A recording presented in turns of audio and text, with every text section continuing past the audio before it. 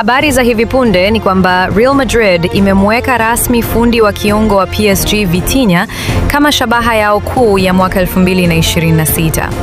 Ingawa mchezaji huyo wa kimataifa wa Ureno ambaye hivi karibuni aliimarisha hadhi yake kama nyota wa kimataifa kwa kushika nafasi ya 3 katika tuzo za Ballon d'Or 2025,